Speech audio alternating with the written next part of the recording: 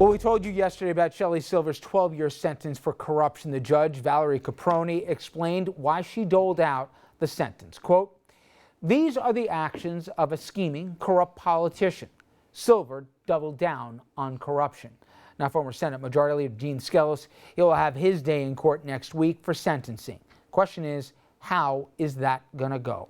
Let's bring in our legal panel to weigh in. Doug Von Oys, founding partner of Carson Von Oys, focusing on corporate misconduct, kind enough to join us after a long respite away, selected by the Legal 500 as one of the most influential trial attorneys in the nation. That means he's actually working. He's got the tan, and he's pale as a ghost. Don't even get me started on Brad. Mayo Bartlett, an attorney at the law offices of Mayo Bartlett PLLC and a former chief of the Bias Crimes Unit at the Westchester County DA's office. Mark Furnish, a professor at Brooklyn Law. He's argued before the U.S. Supreme Court.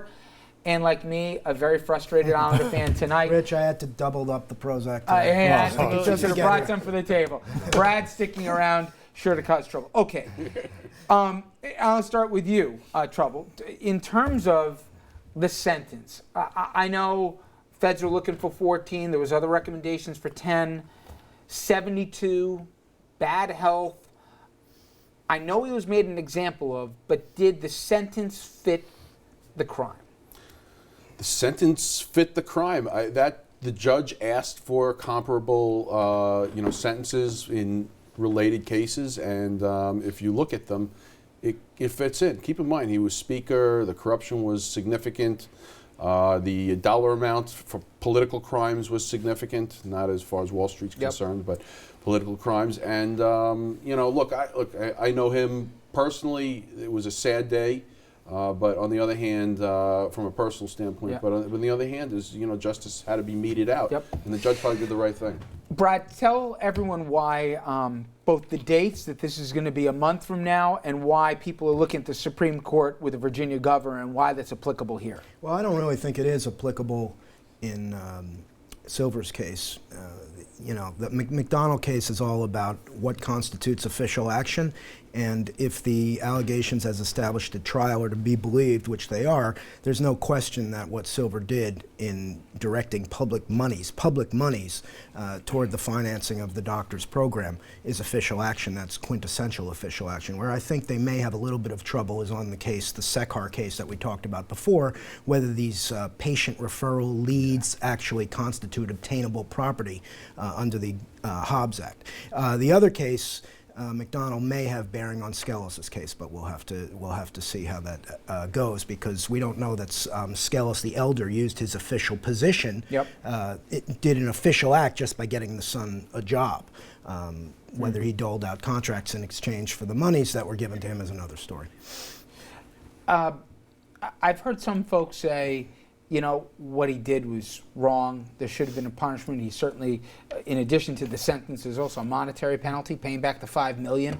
But they said part of the problem, Mayo, is, as we're going to find out in the next case I'll talk about in a minute as it relates to the Buffalo Billions, is it too opaque what is legal and what isn't legal as it relates to an elected official, and where does using the influence of one's office become unseemly versus criminal? I think that the issue is that we have a culture of, if you want to call it, corruption throughout government, not just in New York State, but that's the American political scene. And a lot of it is business as usual. So it's so intertwined with the political process that it's difficult to all of a sudden come in and say this is criminal and we're going to come after you. I think that since we've all been around, these things have been happening and people have not been prosecuted. If they have been prosecuted, they certainly weren't asked to do 12 years. And going back to whether the sentence itself was appropriate, I think that you have to really stop and look at what is the public interest in incarcerating someone who's a 72-year-old person who's ill. How about a chilling interest, which is, Doug, that I bring people around the table here every night, and Brad knows this, there's almost an assumption that if you're an elected official, you're probably into something you shouldn't be. Maybe we can't prove it, but they're all crooks. I know that's not the case, okay? But it's a losing battle when I tell people otherwise. Was a 12-year sentence as much to send a message to the public to say, we heard you? 2 of the 3 men in the room are going to be serving real time here as a consequence. And by the way, the third guy, he's under investigation too for something else. That, something came out of Moreland, even if it wasn't the intention of the governor? Well, I think the reality is everybody knows that if you accept a plea and you negotiate a sentence, that's one thing. If you go to trial and you put the government to their proof and you lose, you're going to have a stiff sentence. Everybody kind of knows that. They don't talk about it, but that's the truth. And so now you have a guy that went to trial. And he said, I'm not guilty. He made the government prove it. And But how important was it, Doug, that when it came to before sentencing, he went before the court and he admitted he was wrong, and he admitted that he shamed himself and he shamed the office and everything else. They're speaking out of two reason sides of for their that. mouth, though, because he also tactically in the papers tried to minimize his culpability. And he had the misfortune, Silver did, of going before a new judge, but a very, very tough judge who was very, very tough. And you guys know prosecutor. Judge Caproni? Oh, she's very tough, and I had many mob cases against her in the 1990s, and she has skeletons of her own arising from those cases, but we'll put that to one side. The fact of the matter is Skelos, whose crimes sound more egregious, has a much better sentencer in Judge Wood coming up next week, but she's going to be somewhat constrained as well by this precedent. And when you think about Halloran in the Smith case that I'm involved in getting 10 years, as Brad pointed out, Silver is a much higher level official than Halloran was, and this involved diversion of public funds for his personal benefit, so it's a more significant crime. It does seem that there is not a uniformity here in who gets what and how.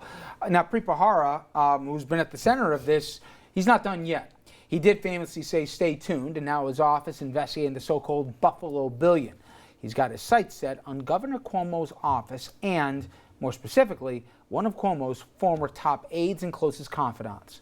Feds, they're looking at $1 billion in state money that was poured into Buffalo for economic development. Now, former Cuomo aide Joe Percoco, he's the focus of the probe. Percoco, he got lucrative consulting contracts from companies doing business with the state. It's unclear whether this was happening while he worked for the governor or after he left to work on the governor's campaign, or even if they overlapped. Cuomo, he gave this fairly tepid defense of Percoco. And I've learned the hard way that sometimes what it looks like is not what it turns out to be. So before you speculate and what about this, get the facts first. Doug, kind of a not full-throated defense. Well, what else is he going to say? Yeah. I mean, get the facts. You got before you make a decision on whether somebody did something wrong. You need to know the facts. Listen, this is the gray area. Everybody loves bright line rules where you can say this is right, this is wrong. These are the gray areas. You know, when you talk about constantly people taking money for a speech and do they do something as a result of it, this is exactly the same thing. If you have a smoking gun at the end of the day, well, then I guess you're going to have a problem. You know, for me though, this part I understand, and you can speak to this. A lot of the public doesn't get it.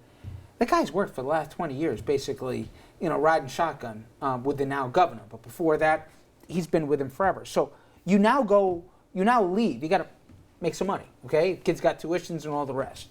You go to become a consultant. Who's going to hire you? People are going to hire you for access. Now, here's that line. Are they hiring you because they're trying to get a government contract? Or they're hiring you because, hey, you can get them a meeting with the governor or the governor's staff or whatever else. Now, this much we do know. Some of the clients that retained him and paid him, I think, all in $125,000, between one was 75, the other one 50, they did get contracts with the state and they contributed to the governor's campaign. Is it, Brad, that you got to prove? Who's got to prove that they gave to get? Or is it time out? You guys shouldn't have been taking money from people that have business with the state. And you, if you're working on the payroll of the governor, you shouldn't be taking monies from anybody that has business before the state. Whose job is it to prove they're not guilty? Well, first of all, I mean, it's the government's responsibility to prove guilt. So, but on the other hand, is when you're doing this investigation, I mean, it's very hard to prove that quid pro quo. I mean, that's what you have to prove at the end of the day, is that something was given and something was returned. Now, as far as Joe Percoco, who, again, I know personally for quite a while, it's hard to say, when you leave the government payroll, are you allowed to still be a consultant? Yes. I've seen every ex-senator, ex-assembly member, ex-congressman, this one, they become major lobbyists. That's the way it is. As long as you're arguing something... That's clear? Is there a clear chill period that you're not allowed to solicit business for 24 months or something like that? Right. If you're, in New York State, they have where, if you leave your Senate, you can't lobby the Senate. But, on the other hand is, you know, these it depends what exactly that person is doing as a consultant. I think what makes it really, you know, blurs the lines is, you know, at 1 minute he's working for the governor, just like 2 minutes later he's not, but he's working for the campaign, right. And then, you know, then he shifts back to the governor, and during that few minutes in between he made some money. Is it criminal? Personally, I don't see the criminality in it. Is it something that, you know, is not right and maybe unseemly? Yeah, I think that's. Do you think fair it's to say. clearer than that? Well, the government has a heightened burden of proof, even beyond what Brad said in the campaign finance context, because as we know from Citizens United, the most famous of these decisions, but dating back to cases like McCormick and Evans, this is First Amendment protected activity, the right to give money and the right to express your political views by campaign contributions. So not only do they have to prove a quid pro quo, they have to prove, and that means this for that, they have to prove an explicit agreement, an explicit quid pro quo agreement. They can't just infer it from all the circumstances like you would. Aren't you a little surprised, though, this governor, who he is and how he works, that this could happen on his watch, even the appearance of impropriety? And I think it's even a little bit more than that personally, but it doesn't fit his MO. Well, I'm not. And basically, governors generally have been, for the most part, untouchable in the United States. Preet Bharara is not the average United States attorney.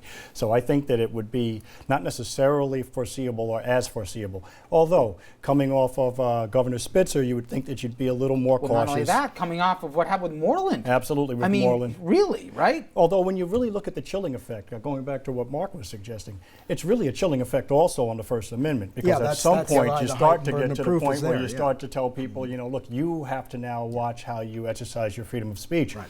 And I think it really all goes back to what we've talked about on numerous occasions: finance reform in terms of government and in terms of elections.